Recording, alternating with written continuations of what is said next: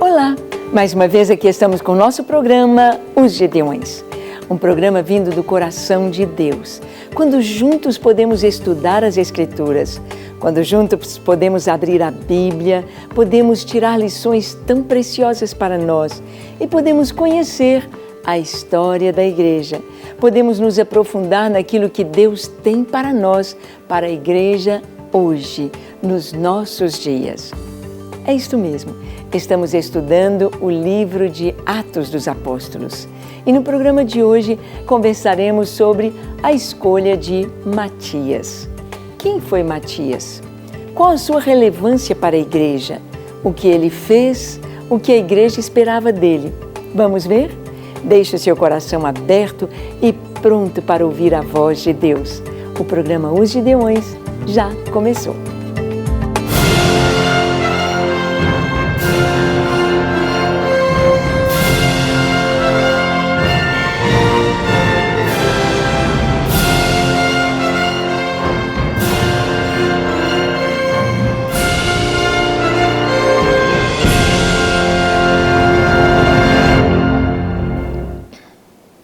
Muito bem, nós vemos que o livro de Atos dos Apóstolos, ou Atos do Espírito Santo, escrito por Lucas, um médico amado, este livro nos mostra a história da igreja, como tudo começou. E nós vemos que Lucas, para escrever como tudo começou, primeiro escreveu o Evangelho segundo Lucas, pesquisando, fazendo entrevistas, como um verdadeiro historiador, colocando dentro da história, dentro do tempo, na cronologia certinha, os fatos, como eles se deram. Lucas, então, trouxe no Evangelho, trouxe a vida de Jesus, os ensinos do Senhor. Lucas escreveu para os gregos. E ao escrever para os gregos, ele colocou as mensagens de Jesus completas. Lucas ali, ele pesquisou, ele entrevistou Maria, os discípulos, cada um deles, e procurou trazer esta história registrada.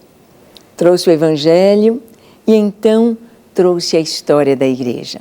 Jesus havia escolhido 12 apóstolos.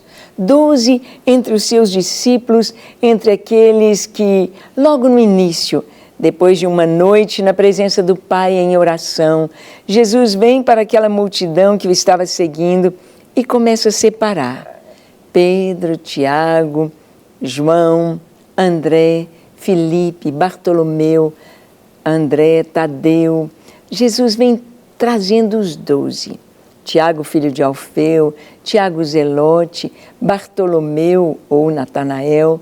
Jesus escolheu um a um, inclusive Judas Iscariotes. Todos os seus discípulos, a maioria deles era da Galileia. Eram pescadores, eram homens rudes, porque naquela região mais nobre de Israel, o norte do país, é muito lindo, é todo florido, é todo cheio de vinhas, de olivais, é todo cheio de plantações. Até hoje aquele Vale de Saron ou Vale de Jezreel é maravilhoso em suas plantações. É uma terra fértil, uma terra boa. A parte norte da Galileia, onde está o Mar da Galileia, aquele grande lago piscoso, tantos peixes, tantos viviam da pesca. Quantos empresários da pesca havia ali? E entre eles estavam os filhos de Zebedeu, João e Tiago. Estavam também os 2 irmãos, Pedro e André. Eles eram pescadores. E os pescadores até hoje, nos nossos dias, os pescadores que estão aí no litoral brasileiro, são pessoas rudes. A maioria delas talvez nem tenha letras, nem tenha estudado, nem tenha ido à escola. Mas são peritos na pesca, conhecem o mar, conhecem os peixes, conhecem os métodos de pescar, são profundos nisto, na questão da pescaria e da empresa da pesca. Mas muito pouco de cultura, de filosofia e de outras matérias que se estudavam nas faculdades na época de Jesus. Faculdades estas que estavam ligadas intimamente com o estudo das Escrituras, ligadas intimamente com os fariseus, que estudavam muito as Escrituras, os doutores da lei, que sabiam interpretar, sabiam de cor textos e textos e textos, e estudavam. Vemos que Saulo de Tarso era um profundo conhecedor das Escrituras, um fariseu perito nas Escrituras. E dos discípulos todos de Jesus, o que era mais, podemos dizer, mais intelectual, era exatamente Judas de Cariotes, ou Judas Iscariotes. E nós vamos ver como que Judas foi aquele discípulo que Jesus disse na noite da Páscoa, na noite que ele instituiu a ceia, ele disse: um de vocês vai me trair. E eles perguntaram: porventura sou eu, mestre? Sou eu, sou eu, sou eu? E Jesus disse: aquele que mete comigo a mão no prato, aquele que vai junto comigo pegar, molhar o pão no caldo da carne. Judas, Judas. Estava claro que era Judas. Todos viram que era Judas. E Judas então sai daquela mesa, ele sai naquela noite e ele vai exatamente conversar a respeito de como entregar Jesus, sem causar tumulto. Jesus sai ali da Páscoa, ele vai para o Monte das Oliveiras, ele vai para o Getsemani, ou seja, o Getsemane, o lugar da prensa, onde Jesus coloca a sua vontade nas mãos do Pai. E aquela noite é a noite em que ele foi traído. Traído por um dos 12, um daqueles que ele escolhera. Muitos pensam assim, quem sabe Judas pensava que Jesus seria o rei, pensava que Jesus haveria de reinar sobre Israel, que Jesus precisava de um empurrãozinho. Então, o que Judas faz? Judas pensa, quantas vezes quiseram prender Jesus, quantas vezes tomaram Jesus e quiseram prendê-lo e ele não foi preso. Eu creio que ele não vai ser preso. Eu creio que ninguém pode pegar Jesus, o Messias. E ele então vende Jesus. Quem sabe pensando que o Senhor, assim como em Israel, Jesus se desvencilhou dos nazarenos, das pessoas ali de Nazaré, e Jesus saiu ileso. Jesus não foi julgado naquele monte, não foi lançado ali como eles queriam precipitá-lo da montanha, mas Jesus, ele saiu. Ele saiu e passou no meio de todos e prosseguiu. Talvez Judas pensasse, Jesus vai sair da mesma forma. Jesus vai se desvencilhar. E não foi isso que aconteceu. Ele havia predito que seria crucificado. Ele havia predito que seria preso, julgado, condenado, torturado. Ele havia dado com detalhes o que haveria de acontecer com ele, dizendo: o Filho do Homem vai ser escarnecido, açoitado, cuspirão em meu rosto, blasfemarão. Tudo Jesus falou. Mas Judas pensava, quem sabe, isso não vai acontecer. Ele é o Filho de Deus, Mas não foi assim.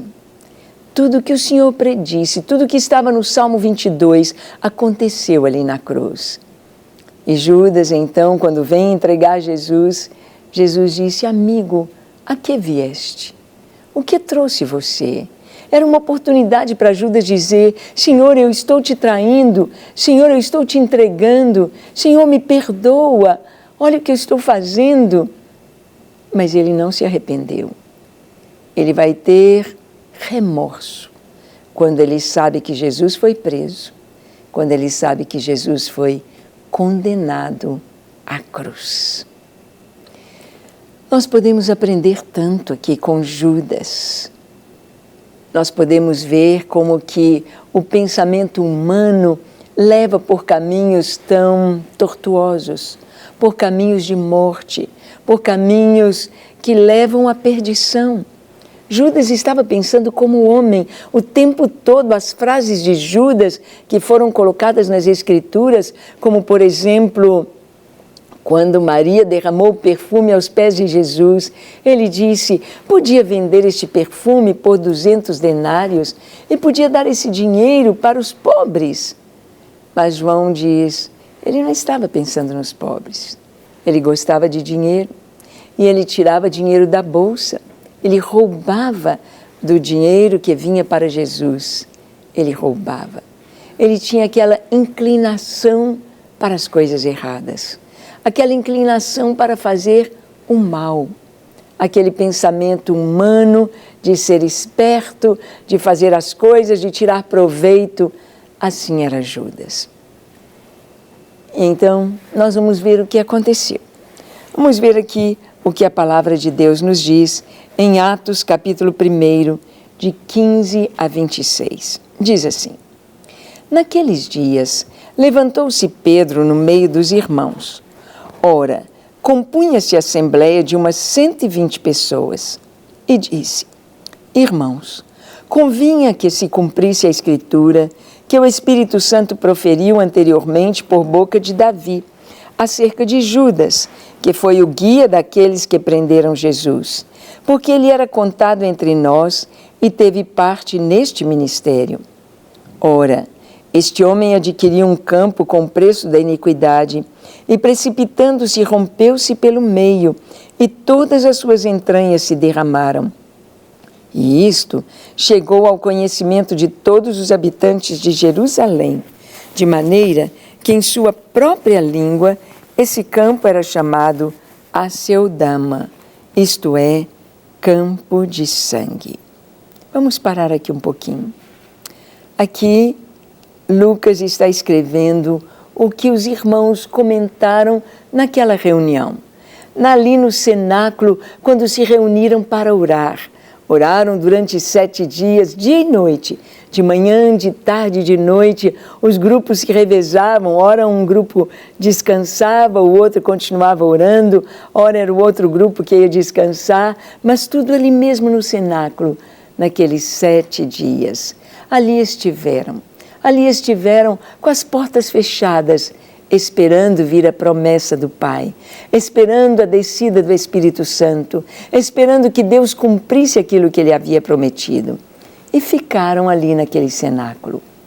E ali, enquanto meditavam na palavra de Deus, enquanto estavam ali conversando, orando e buscando a direção de Deus, então veio este assunto, o assunto de Judas. Judas Iscariotes. Pedro então fica de pé. Pedro dirige a reunião. E Pedro se dirige ali àqueles irmãos, são 120 irmãos que estão orando. E ele disse, olha, gente, convinha que a Escritura se cumprisse. Tudo que está escrito, tudo que aconteceu com Judas, já fora profetizado. Não que Deus deu uma profecia e que ela se cumprisse e Judas fosse apenas um ator. Não é isto. É que na presciência de Deus, Deus já sabia o caminho que Judas tomaria. E ele então declarou aquilo que haveria de acontecer.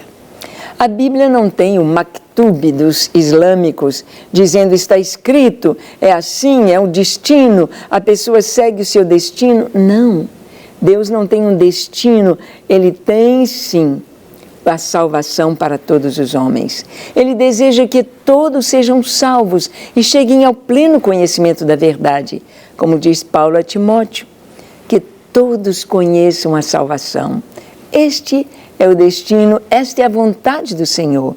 Mas existe o livre-arbítrio, a vontade do homem. O homem é que vai escolher, ele que vai decidir a respeito do seu futuro, a respeito da sua salvação. E Judas, o Senhor sabia o caminho que ele escolheria. Não que ele fosse um fantoche que precisasse de ser assim, não. Deus já sabia.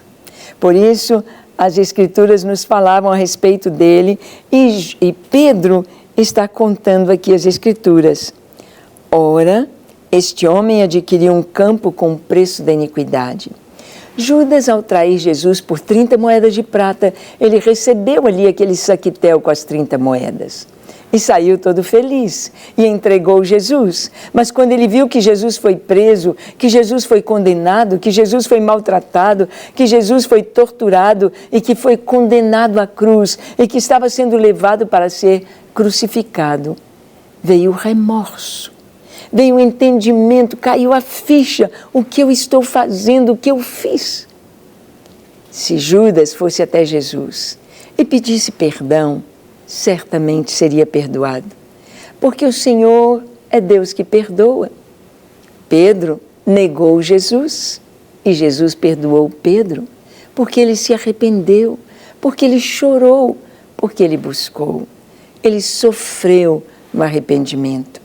Mas Judas não teve o verdadeiro arrependimento, mas o remorso. O remorso é diferente do arrependimento. O remorso faz a pessoa sofrer pelo seu pecado, pela sua falta, mas não traz à pessoa uma postura de acerto de contas. O remorso faz a pessoa chorar e sofrer, mas não acerta a situação. O arrependimento leva à vida, o remorso leva à morte.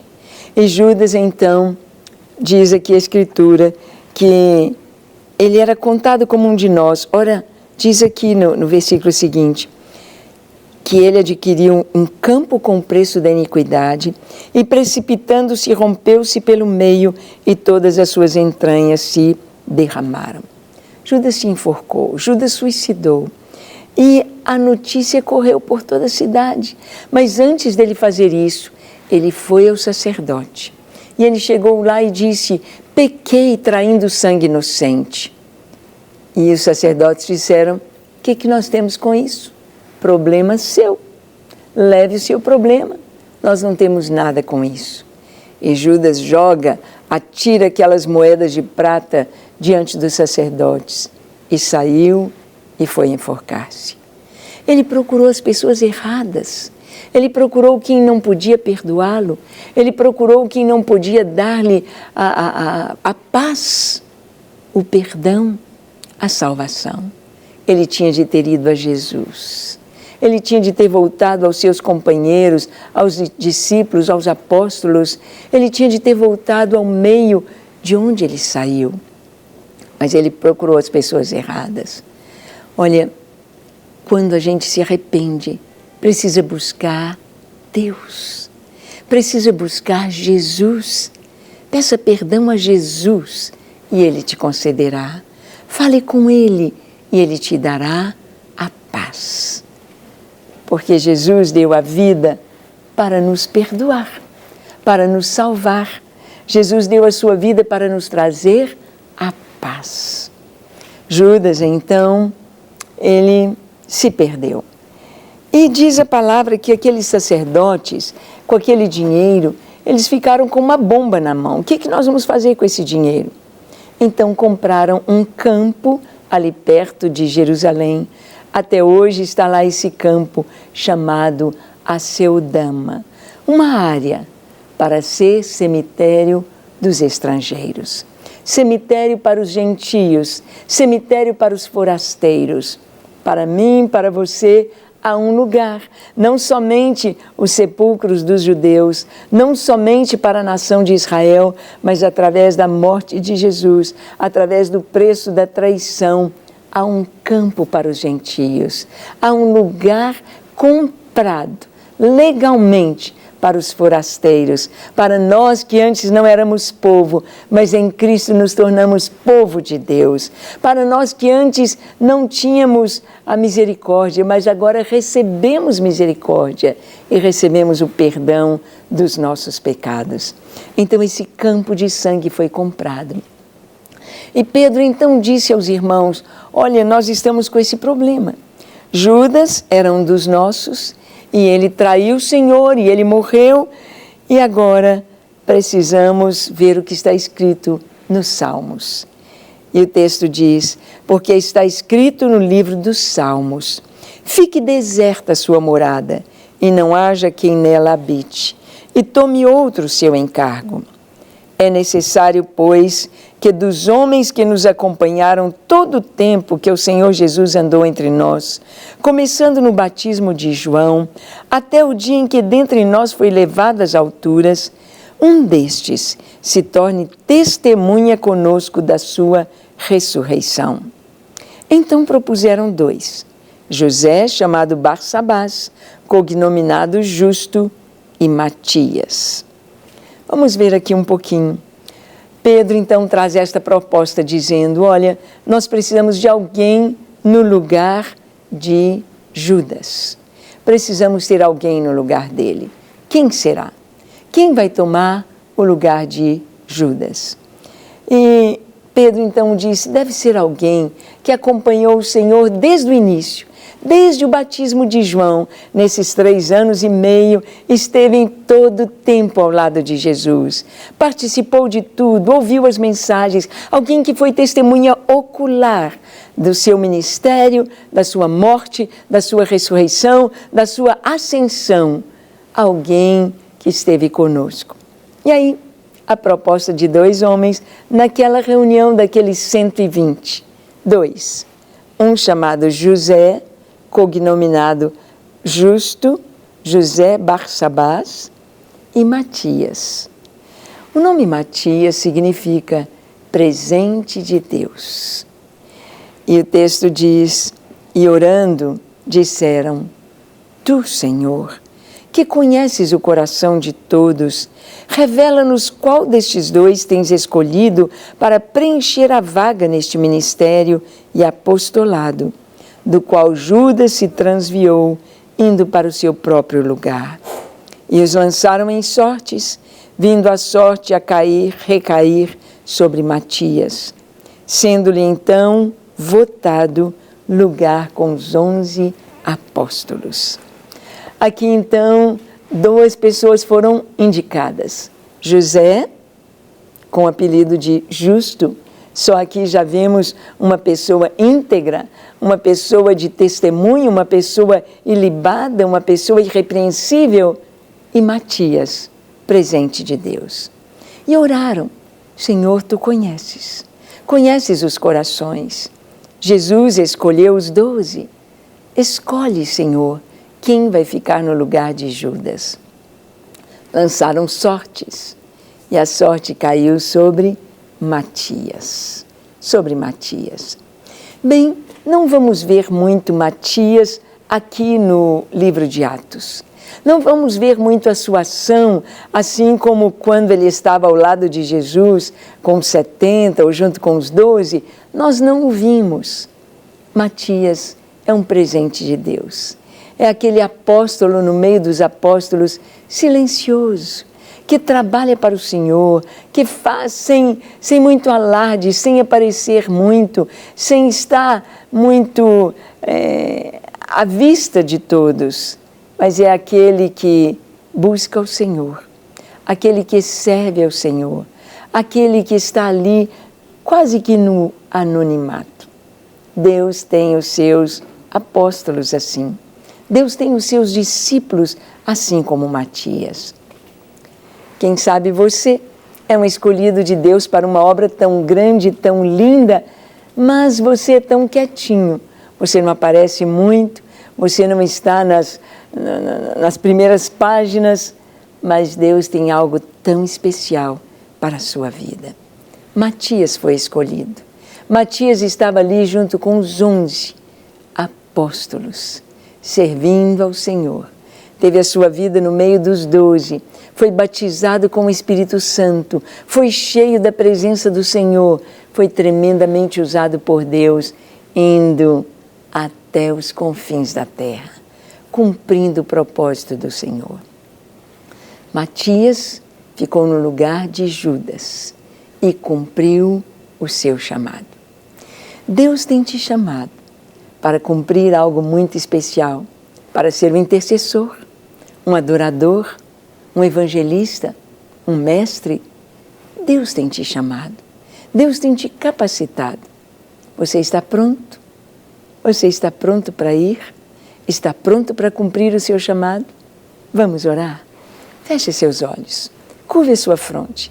Se for possível, se ajoelhe. Ore comigo dizendo: Senhor, eis-me aqui em Tua presença. Eu abro o meu coração e me entrego a Ti totalmente para fazer a Tua vontade, para glorificar o Teu nome, para estar na Tua presença, para cumprir a Tua vontade. Eis-me aqui, Senhor. Envia-me a mim. Senhor, que Tu venhas purificar o meu coração, santificar a minha vida, minha família, minha casa. Recebe-me, limpa-me e usa-me. Usa-me na Tua obra. Usa-me para a glória do Teu nome. Que eu seja nas Tuas mãos uma grande bênção nesta geração.